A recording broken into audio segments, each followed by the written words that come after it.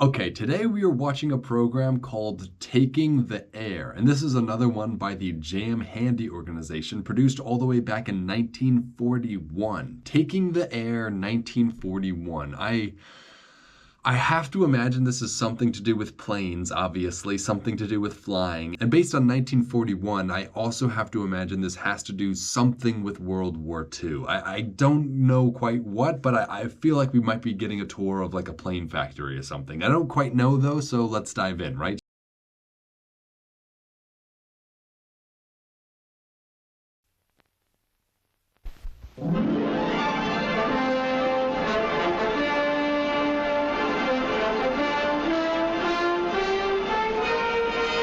Wow, hang on. So this is skywriting? Is this No, this must be just like painting, right? This is this is not actual skywriting. Okay, for a second it almost got me, but no, this is definitely just painted on.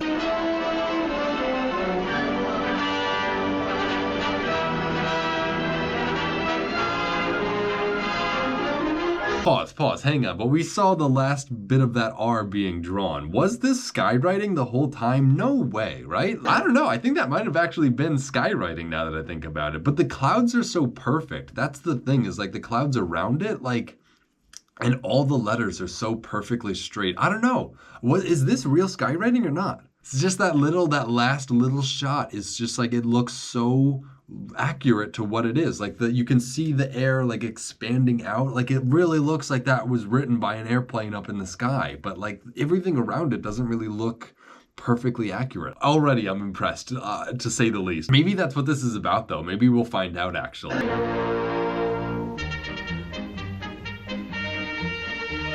Oh, hang on. So look at this footage. This footage that's going on behind. This is an actual plane skywriting. So maybe we're learning about skywriting today. Oh man, that's so crazy. If the beginning intro sequence was actual skywriting, my mind will be blown. Today, aviation speeds our defense, aids our business. Whoa, that was a pretty cool trick too. That's like a crazy plane stunt that we just got to watch. In hundreds of different ways, man has taken the air. Oh, there it is, taking the air. But did he say taken the air or did he say taking the air? Because I feel like, I don't know if we fully heard the title or if we heard a version of the title. Great progress has been made in the conquest of the skies in the past 30 years. The conquest of the skies in the past 30 years. So yeah, it's 41, so past 30 years, 1911. Is that when the first plane? That's pretty much about when the first plane was made, right? Yeah, that makes a lot of sense. So that is crazy. This is only 30 years out from planes even existing in the first place. Maybe a bit more than that. Back in the year 1910, 50 miles an hour. Is this an animation or is this a video? This is a very weird frame. Like the sharpness of part of the image matched with like the fuzziness of the rest of the image. I don't know what I'm looking at here, really. It was about tops. Wherever it went, this flying barn door had a regular built-in headwind. It dragged along tons of air. Even in 1920, planes could barely do 100 miles an hour. Barely do 100 miles an hour. That's funny. I think these are like toy models or something that they're filming. I don't think these are real planes. I don't know, because the background, it all looks really good. It's impressive however they did it. You know, like that's one of the fun things about watching these old programs. It's just all the physical or practical ways they pulled off some of these crazy shots. Like there are some really interesting film techniques on display in these, and I feel like what we're seeing now is one of them. Because they just weren't streamlined. Early plane designers should have paid more attention to an Englishman named Horatio Phillips. Horatio Phillips. I don't know why, but Horatio just does not seem like an English name to me. As long ago as the 90s, Phillips had a... Oh, you know, he's smoking tobacco, though. I like that. Tobacco man. Sixth sense is science, so I don't know. I guess he's a science man if he's smoking tobacco. Contraption that was really an early version of a wind tunnel. And with it, he learned something about streamlining. Oh, that's so funny. Did he learn about it through his smoke? Oh man, it actually connects him smoking on his job, doing science. Oh my God. If you guys, please tell me you all watched the Tobacco Man's Sixth Sense, because if you did, like, it's all connecting now. Like, yes, he is practicing science. If you didn't watch it, the Sixth Sense of the Tobacco Man was science. So yes, he is literally smoking tobacco and engaging in science, and the tobacco smoke actually affected the science. I love that. I love that idea. As the current passed around this blunt-nosed block, it swirled. That's so funny that he didn't even recognize that his smoke was illustrating the aerodynamics, that he's using these strings to illustrate the air movement, but he actually just blew his own smoke in, and that did it so much better. I wonder if he even made that connection. Obviously, this isn't the guy who actually invented this, right? This is probably a reenactment, but I feel like they're trying to be accurate with the smoke enough. It swirled and eddied, agitating the feather and showing Mr. Phillips what happened to the air. That is a very interesting technique, to use strings on a stick like this. That's a very primitive air tunnel technique, but I'm impressed that he came up with it. I do like that we've just been watching this guy like tickle this cube with his like string for a few seconds too long now. Finding that the air was much disturbed by its passage around the square block, Mr. Phillips experimented with many others. Is he really not going to notice his smoke does the same thing as the string? Like, I just feel like there's something to be thought of there. This one had a curved surface. What's so funny about this lesson is that we had to even learn it in the first place. You know, like, I feel like it's so obvious that a round shape would have air pass over it a lot easier than like a square shape or, you know, something with angles like that. I feel like that's so obvious. I don't know how people didn't see that, but I guess I'm not alive around that time, so I can't judge. And the air flowed smoothly around. Dude, is this the Sankara stone from Indiana Jones and the Temple of Doom? Why is it so perfectly round like that? Flowed smoothly around this object because there was very little resistance. Mr. Phillips had discovered the basic principle of Dude, like, look at his smoke going into the wind tunnel. Like, how do you not put two and two together? I know this is staged, but still. Streamlining, which is simply shaping lines. Like, blow your smoke over the rock and you'll see the same thing in better detail. Oh my God, never mind, whatever. Which is simply shaping lines so the air can pass over smoothly without too much resistance. But somehow, nobody thought this was very important at the time. That's funny. Mr. Phillips was forgotten until years later we wanted to make our planes go faster. Then began scientific research to learn the secrets of air in motion. That was actually an interesting little diagram. Let's go back. So 200 miles an hour, the air is moving smoothly over the wing. But at 500 miles an hour, the wing is creating eddies behind it because it's just tearing straight through the air too fast. That's interesting. So how do you make a wing that still has a smooth line going out of it even at these sorts of speeds? That is a tough challenge. Planes go faster. Then began scientific research to learn the secrets of air in motion. Air in motion. See, I feel like that might be a better title for this program than taking the air. Air in motion. I like that more. I don't know. Man-made cyclones shriek through modern wind tunnels at speeds as high as 760 miles per hour. Really? I want to see that. Can they show us that, please? I want to see the man-made cyclones. Even faster than the speed of sound. That actually is crazy, that the air is going faster than sound is going. Like, that's, like, sound travels through air. If all the air is moving faster than sound, is it just silent in there? Like, I don't know. Last. The brainchild of Horatio Phillips has come of age at last, in this age of wings. Oh, this is interesting. They attached strings all along the outside. This is like an old technique as well. No one had figured out the smoke in the wind tunnel yet. Still, even Horatio. I mean, I guess Horatio, they said, was like not remembered for this. So I guess maybe he even might have discovered the smoke and was just never, remembered for that. But it's funny. It's funny to see the technique that they used before realizing that smoke was a good illustrator of air currents in a wind tunnel like this. With these instruments, engineers observe the action of the wind on a model suspended in the tunnel. Down, down, down, spinning to the earth. Will the wings crumple when the plane pulls out of the dive? No, because in vertical wind tunnels like this, models are first tried out under conditions simulating those met when a full-size plane is in a real dive. This is cool. This is actually like what I asked to see for sure. Like to actually have the plane like flying through winds and stuff. It's cool. It's cool also that like the shape of this plane when it just is supposed to be falling, stays level like that. But I guess it is kind of risky that it's just spinning while it's falling, because that could definitely disorient a pilot or two. And today, in gigantic wind... Oh, they did figure out the smoke. Okay, okay. Dude, look how big this smoke tunnel is. This is crazy. Look at this plane, too. This is like, no offense. I don't know who's going to get offended by this, actually. Nah, it's not no offense.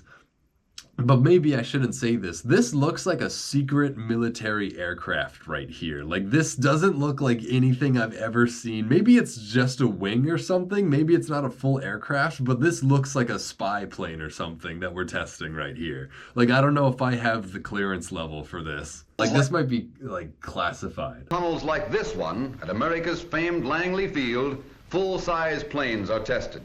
A veritable... Dang, full-size planes are tested in this huge wind tunnel. Like, this is... Yeah, like, look at the background of this shot. Like, how big of a structure is needed to contain this wind tunnel. That's crazy. A tornado comes out of that immense tunnel, forcing tremendous pressure against the plane. It is cool, though, that they got the air cannon now, or the steam cannon, or whatever, the smoke cannon. Like, this is definitely illustrating the aerodynamics. To stir up a hurricane in that monster, it takes 8,000 horsepower. As a result of it... 8,000 horsepower? That does sound like a lot. I don't know what to compare that to, but that does sound like a lot. This unending research, American-designed and American-built planes are today the envy of the world. That is crazy that, like, during this time, America did have such an advantage over everyone else. Like, we truly were on the cutting edge of plane flight. And I guess we still are to a certain degree, but, like, I feel like a lot of other countries have caught up to us in understanding. Like Russia, China, all those countries. Like, we build as good of planes as they do. But at this time, we were literally the only country that even had this sort of knowledge. So it is different. It is interesting seeing America producing its products so much better than everyone else, because I just feel like that doesn't really happen the same way nowadays. Like, obviously the biggest plane companies are still American, right? Like Boeing or whatnot, but Boeing has kind of taken a hit recently. Like, the statement the narrator just said, I don't know if that would apply to American plane manufacturing nowadays. Ultra streamlined beauties which slip through the air at better than 400 miles an hour. These are, like, really beautifully designed planes too. Like, they look like sort of futuristic planes almost. Like, I know that's silly to say because it's the 40s and I'm in the future now. I literally know what the future of planes look like, and it's not this, but, like, these look like flying saucer sort of planes. I don't know. Like, for the time, I would think they look super futuristic. You know, like, these look more futuristic to the people of the 40s than, like, spaceships look to me now. Like, literally, to me, spaceships are older than planes are to these people who are living now in the time of this program. Engineers found that the same principles of streamlining could be applied to craft moving through the water.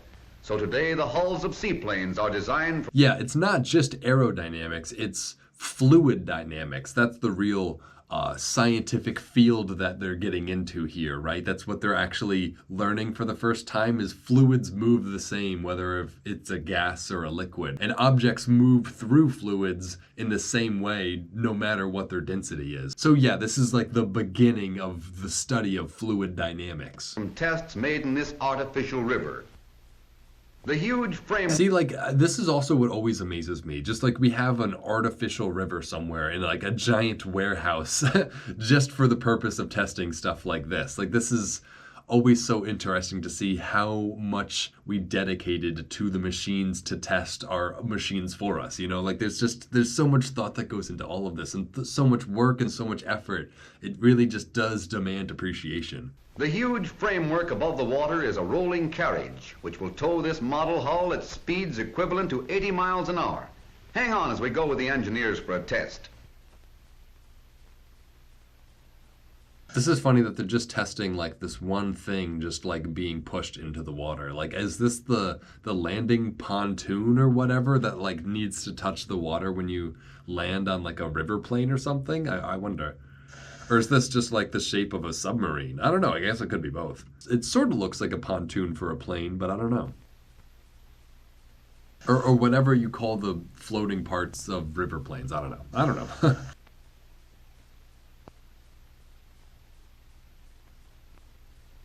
And the result of months and years of experiment.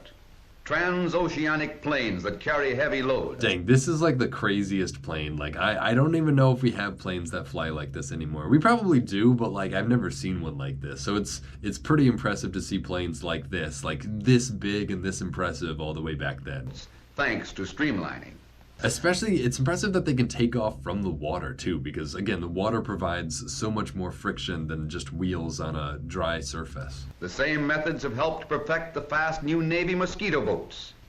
That is interesting that the lessons we learned from building airplanes allowed us to improve our boats as well. Like, you wouldn't think that, right? You would think that our boat technology would be way further advanced than our plane technology. But I guess not. I guess learning about planes and how aerodynamics works allowed us to understand hydrodynamics a lot better as well and improve our boats. And it's funny that like we must have had like the best machines in the world at a time, right? Like we had the best planes, the best boats, because we had the best understanding of fluid dynamics. It's crazy. It's crazy to think that like there was a moment in history where American machines were better than anyone else's because of our scientific understanding. Probably because we were smoking so much tobacco, which you would only understand if you watched the tobacco program at the beginning of this week.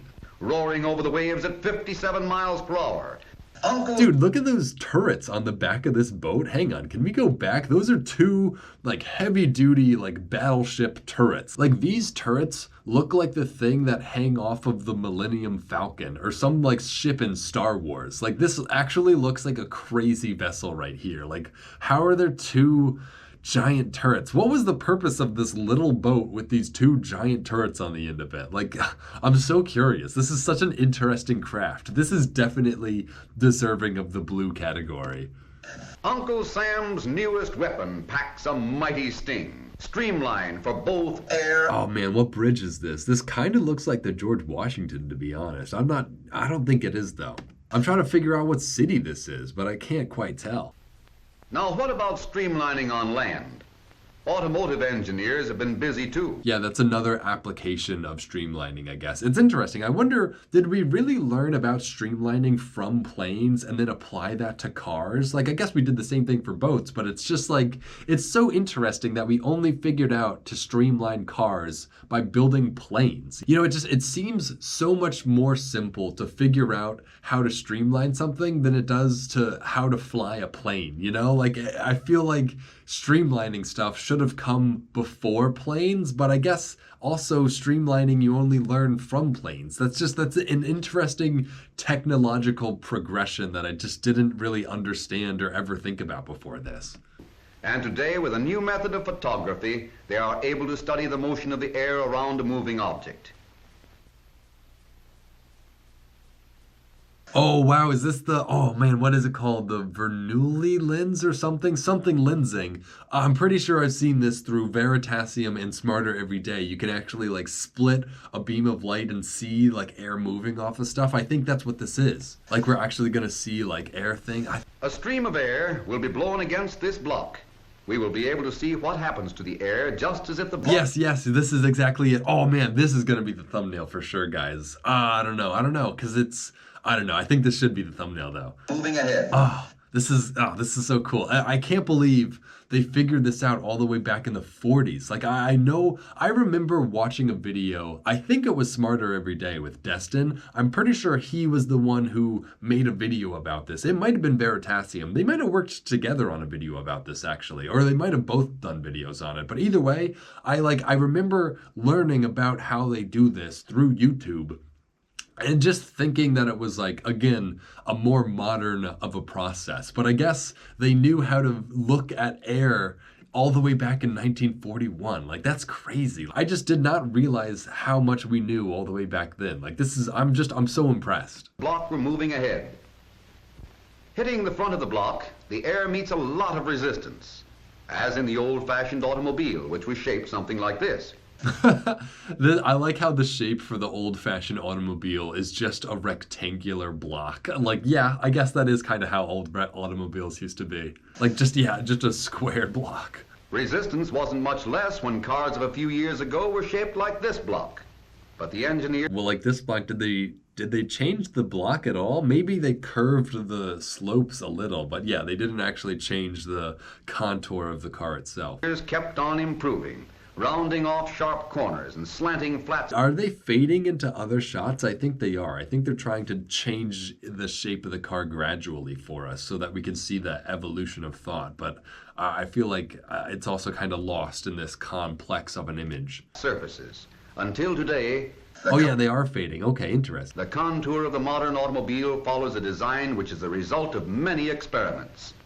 I love how this is like the final design. Like this shape of a car is such an old shape of a car. Like our cars nowadays are so much more aerodynamic than this, right? This isn't even like the final form of aerodynamic cars. You know, it's funny that we got like most of the way there, or at least some of the way there, but not fully in the time that this program was being made. It's interesting. You're getting to actually see the progress of science and technology. Here is the streamlined shape of our most modern automobile. Again, like, it's funny that they didn't understand that, like, they could have made it even more streamlined, right? Like, they could have made the top cabin, like, even more smooth. Like, it's just, I don't get why they didn't fully grasp it yet, you know? Like, it seems so simple. Like, they can see it. They can literally see where the windshield and the hood meet. There is, like, a gap of air right there. Like, they can see, but they don't understand. That's just so funny. Designed so that the air streams by in a smooth, easy line, which is the basis of all streamlining. That's just the way they said that sentence. I don't know. That was real funny. Thus, resistance is lowered. Speed and safety increased. Let's take this car out on the road for some practical tests of streamlining. Those ribbons are... Again, so funny that they thought this was like the pinnacle of streamlining. This was the epitome of streamlining right here, was this shape of a car, you know? Like, again, this is the exact shape of that wooden block. That's so funny because I guess they based it off of this car, but like, that's just...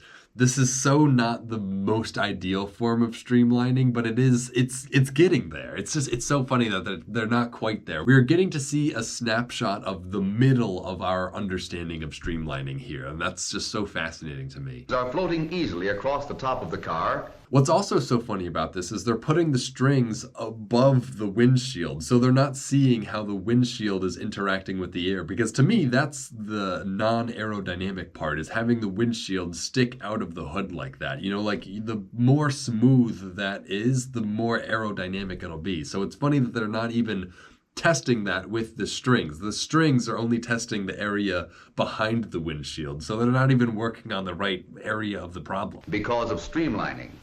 This experiment shows... What type of car is this, by the way? What's the brand of car? This doesn't look like anything a Ford ever sold, so it might be like a Chrysler or something, but I'm curious. Can anyone identify the brand of car? But there's no bubbling or confusion of the air, just a smooth, gliding stream. Let's try another test. This affair is a hydraulic jack, arranged so it will open the doors of the car and hold them open when it's traveling at a fair cruising speed. That's interesting. Okay, I'm curious now. This gauge will tell us how many pounds of pressure we're up against. Now let's go for a ride. We'll sit in back and keep out of the way of that gadget. Dude, I love how Jam Handy productions are always like more theatrical like this. Like this camera shot of us opening the door and then entering the cabin of this cab. It's just like, that is such a film technique, you know? Like, it's hard to describe, but Encyclopedia Britannica would not have included a shot like that. Like, that was definitely a human perspective shot that they just gave us. Just interesting how they used that shot to, you know, tell us that we're getting inside of this car. Say, they've even got the inside streamlined. The front doors will be closed at the start, and then the hydraulic jack will open them. Well, we're getting up to a nice road speed. Now, let's see what will happen if we open those doors. Watch this. There go the doors, opening slowly against the tremendous pressure of the onrushing air. They're only partly open, but the pressure goes up, and it takes more gas to hold our speed at 50. Here's something you'll never see on the road. Doors wide open at 50 miles an hour, and it takes a wide open throttle to fight against that pressure. That is crazy. Like, I don't think anyone has ever really driven with their doors wide open like that. Like, I guess your doors would just close if you drove like that, but I guess that's what the hydraulic press is for, to figure out the force that's being put on the doors to close. 200 pounds of pressure, and using twice as much gas to keep that speedometer up there. That is interesting. Like, going full speed in your car with its doors open only lets you get to like 50 miles an hour or so. Like, that is interesting. I've never really thought about how fast I could go with all my doors open, but like, I guess I'm learning about it. Now see what's happening to those ribbons. The resistance of the door makes the air churn around in eddies, causing drag. Yeah, I feel like the ribbons are like a little confusing. Like, they don't perfectly illustrate aerodynamics. So I don't know, like, I definitely get how engineers used them to understand aerodynamics better, but for the audience, I don't know if people can truly understand what they're seeing. I understand it. I understand, and I hope you guys do too, but I have to imagine people who watched it during this time maybe had less understanding. Maybe not, though. It is pretty simple. This experiment shows the terrific pressure the engineers had to overcome, and did, by streamlining. The modern car, streamlined as it is, meets little resistance. Air currents can slip over the rounded contours, and that makes... Yeah, like, what's so funny is, like, they did go up and above, like, smoothing everything out. Like, every little thing that bumps out of the car is smooth. It's almost like, I don't know, too much. Like, the hubs that cover the wheels and everything, like, that is another iconic, like, era-defining car feature. Makes for greater safety. Automobiles of today are faster, safer, and more economical to operate.